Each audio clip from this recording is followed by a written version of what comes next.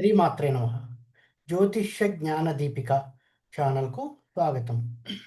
ఈ వీడియోలో నీచబడినటువంటి గ్రహాలు ఏ సందర్భంలో రాజయోగాలు ఇస్తాయి, ఏ లగ్నానికి ఏ గ్రహాలు నీచబడితే ఏ సందర్భంలో రాజయోగాలు ఇస్తాయి అన్న అంశము ఈ వీడియోలో తెలుసుకుందాం. పరాశర మహర్షి రాజయోగాలు అనేటువంటి అంశాన్ని ప్రస్తావించినప్పుడు ఆయన చెప్తారు, పరమశివుడు పార్వతీదేవికి చెప్తూ ఉంటాడు. ఆ అంశం ఆ టాపిక్లో డిస్కస్ చేయబడుతుంది.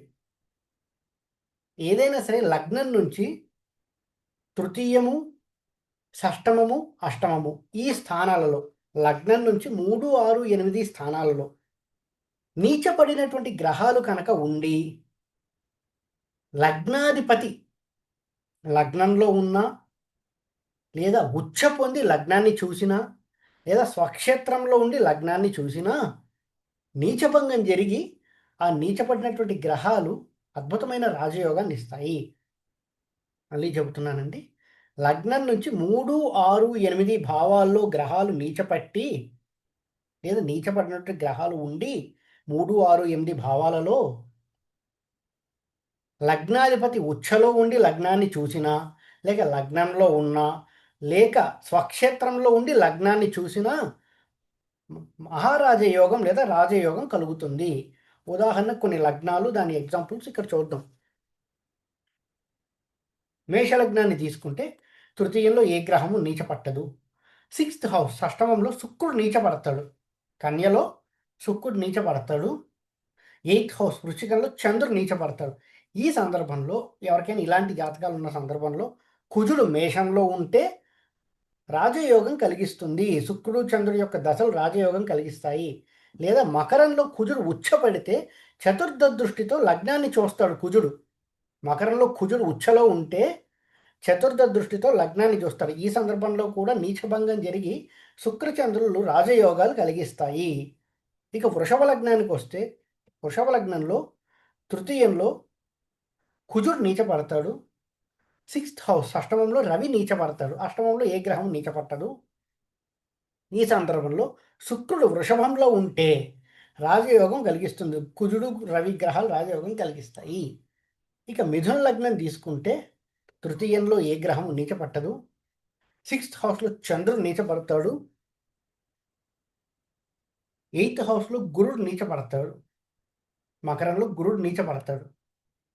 మిథునంలో కనుక బుధుడు ఉంటే రాజయోగం పడుతుంది. కొన్ని సందర్భాల్లో కొంతమంది రాసినటువంటి థీరీస్ ఏంటంటే, కన్యలో బుధుడు ఉన్నా కూడా అది ఉచ్చగ్రహం కాబట్టి లగ్నాన్ని చూడకపోయినా లగ్నాధిపతి ఉచ్చ పొందాడు కాబట్టి రాజయోగం పడుతుంది అంటారు. కానీ మనకిచ్చినటువంటి పరాశర శాస్త్రంలో లగ్నాన్ని లగ్నాధిపతి చూడాలి అన్నారు. లగ్నంలో అయినా ఉండాలి, లగ్నాధిపతి ఉచ్చబట్టినా స్వక్షేత్రంలో ఉన్న లగ్నాన్ని చూడాలి అంటారు.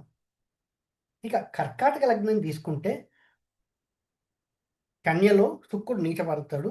6, 8 ఏ గ్రహాలు నీచపట్టవు. ఈ సందర్భంలో కర్కాటకంలో చంద్రుడు ఉంటే శుక్రుడు యోగకారకుడయ్యి మంచి రాజయోగం ఇస్తాడు. ఇక సింహలగ్నం తీసుకుంటే తృతీయంలో ఏ గ్రహం నీచపట్టదు. అంటే రవి నీచపడతాడు, లగ్నాధిపతి కాబట్టి ఇక్కడ కన్సిడర్ చేయట్లేదు. సింహం, కన్య, తుల రవి నీచపడతాడు కానీ లగ్నాధిపతి కాబట్టి ఇక్కడ కన్సిడర్ చేయట్లేదు. ఇక 6లో గురుడు నీచపడతాడు. 8లో బుధుడు నీచపడతాడు. ఈ సందర్భంలో సింహంలో కనుక రవి ఉంటే, రవిగ్రహం సింహంలో ఉంటే రాజయోగం పడుతుంది. కానీ మేషరాశిలో రవి ఉచ్చబడితే దృష్టి సింహరాశి పైన ఉండదు కాబట్టి అక్కడ అది కన్సిడర్ చేయట్లేదు. కానీ కొన్ని సందర్భాల్లో మేషరాశిలో రవి ఉండి సింహలగ్నం వారికి గురుడు బుధుడు నీచపడితే అక్కడ కూడా యోగకారకులయ్యి మంచి ఫలితాలు ఇస్తారు అని చెప్పడం జరిగింది. ఇక కన్యా లగ్నం తీసుకుంటే కన్యా లగ్నం వారికి తృతీయంలో చంద్రుడు నీచపడతాడు. అష్టమంలో ఏ గ్రహం నీచపట్టదు. అష్టమంలో శని నీచపడతాడు. కన్యా లగ్నం వారికి అష్టమంలో శని నీచపడతాడు. ఈ సందర్భంలో కన్యలో కనుక బుధుడు ఉంటే మంచి రాజయోగం పట్టి చంద్రుడు శని దశలు మహాదశలు యోగిస్తాయి, అంతర్దశలు కూడా యోగిస్తాయి అని చెప్పడం జరిగింది. ఇక నెక్స్ట్ వచ్చేసి తులా లగ్నం తీసుకుంటే తులా లగ్నం వారికి 6th హౌస్లో బుధుడు నీచపడతాడు. ఎందుకంటే మీనంలో బుధుడు నీచపడతాడు. ఇంకా తృతీయంలోనూ అష్టమంలోనూ ఏ గ్రహాలు నీచపట్టవు. తృతీయం ఏమైంది, ధనస్సు అయింది. అష్టమం వృషభం అయింది. అక్కడ ఈ గ్రహాలు నీచపట్టవు. సిక్స్త్ హౌస్లో బుధుడు నీచపడతాడు. ఈ సందర్భంలో శుక్రుడు కనుక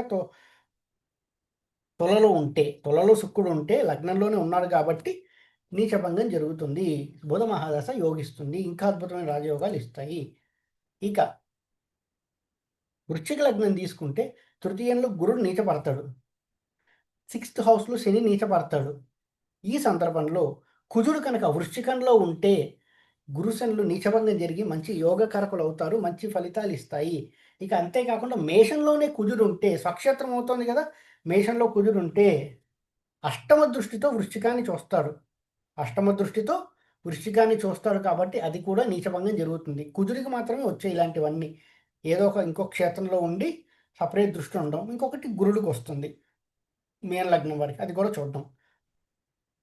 ఇక నెక్స్ట్ ధనుర్లగ్నం తీసుకుంటే ఓన్లీ కుజుడు మాత్రమే అష్టమంలో నీచపడతాడు. ధనుర్లగ్నం వారికి కర్కాటకంలో కుజుడు నీచపడతాడు ధనుర్లగ్నం వారికి. ఈ సందర్భంలో గురుడు ధనస్సు రాశిలో ఉంటే కుజుడికి నీచభంగం జరిగి రాజయోగం పడుతుంది. కుజ మహాదశ యోగిస్తుంది అని చెప్పచ్చు. ఇక నెక్స్ట్ మకర లగ్నం తీసుకుంటే తృతీయంలో బుధుడు నీచపడతాడు. ఇంకా షష్టాష్టకాల్లో ఏం ఉండవు నీచం. ఇక ఈ సందర్భంలో శని కనుక మకరంలో ఉంటే బుధుడు యోగిస్తాడు. నీచభంగం జరుగుతుంది. రాజయోగం కలుగుతుంది అని చెప్పచ్చు. బుధ మహాదశ బాగుంటుంది. మకర లగ్నం వారికి బుధుడు తృతీయంలో నీచబడితే బాగుంటుంది. శని మకరంలో ఉండాలి. ఇక కుంభలగ్నం తీసుకుంటే సిక్స్త్ హౌస్ కుజుడు నీచపడతాడు. ఎయిత్ హౌస్లో శుక్రుడు నీచపడతాడు. సిక్స్త్ హౌస్లో కుజుడు, ఎయిత్ హౌస్లో శుక్రుడు నీచపడతాడు. ఈ సందర్భంలో కుంభంలో శని ఉంటే అంటే లగ్నంలో శని ఉంటే యోగకారకులయ్యి కుజుడు శనుడు నీచభంగం జరిగి మంచి ఫలితాలు కలిగిస్తారు. ఇక మీనలగ్నం తీసుకుంటే మీనలగ్నం వరకు ఓన్లీ అష్టమంలో రవి నీచపడతాడు. తొలలో కాబట్టి రవి మాత్రమే ఇక్కడ తీసుకోవాలి. ఈ సందర్భంలో మీనంలో గురుడు ఉంటే రవికి నీచభంగం జరిగి మంచి ఫలితాలు కలుగుతాయి. లేదా కర్కాటకంలో గురుడు ఉంటే నవమ దృష్టితో మీనలగ్నాన్ని చూస్తాడు కాబట్టి అక్కడ కూడా నీచభంగం జరిగి రవి మంచి ఫలితాలు ఇస్తాడు. ఏదైనా ఏంటి కాన్సెప్ట్ ఎలా అర్థం చేసుకోవాలి? లగ్నం నుంచి తృతీయ అష్టమ భావాలలో నీచపడినట్టు గ్రహాలు ఉంటే లగ్నాధిపతి లగ్నంలో ఉన్నా, ఉచ్చక్షేత్రంలో ఉన్నా, లేదా స్వక్షేత్రంలో ఉన్నా లగ్నాన్ని చూస్తూ ఉండాలి. లగ్నంలో ఉంటే ఓకే వెలంగుడు. అలా కాకుండా ఉచ్చక్షేత్రం స్వక్షేత్రంలో ఉంటే లగ్నాన్ని చూస్తూ ఉంటే నీచబడినట్టు గ్రహాలు నీచభంగం జరిగి రాజయోగం పట్టిస్తాయి. మంచి ఫలితాలు కలుగుతాయి. అద్భుతంగా ఉంటుంది ఆ పర్టికులర్ దశలు అని చెప్పుకోవచ్చు. ఇంకొన్ని థియరీస్లో ఏం చెప్పారంటే ఒకవేళ లగ్నాన్ని చూడకపోయినా లగ్నాధిపతి లగ్నంలో ఉన్నా, స్వక్షేత్రంలో ఉన్నా, ఉచ్చక్షేత్రంలో ఉండి లగ్నాన్ని చూడకపోయినా కొంతవరకు నీచభంగం జరిగి మంచి ఫలితాలే కలిగిస్తాయని కొన్ని థియరీస్ చెప్పడం జరిగింది. ఈ వీడియో కనుక మీకు నచ్చినట్టయితే లైక్ చేయండి. మీ ఫ్రెండ్స్ అందరితో షేర్ చేయండి. మరిన్ని వీడియో నోటిఫికేషన్స్ కోసం మా ఛానల్ సబ్స్క్రైబ్ చేసుకోండి. ఎవరైతే నా దగ్గర ఆస్ట్రాలజీ కోసం కన్సల్ట్ అవ్వాలి అని అనుకుంటున్నారో ఈ కింద కనిపిస్తున్న నెంబర్కి వాట్సాప్ ద్వారా కాంటాక్ట్ చేస్తే ఆన్లైన్లోనే ఆస్ట్రాలజీ కన్సల్టేషన్స్ తీసుకోవడం జరుగుతుంది. ఓం నమో నారాయణ.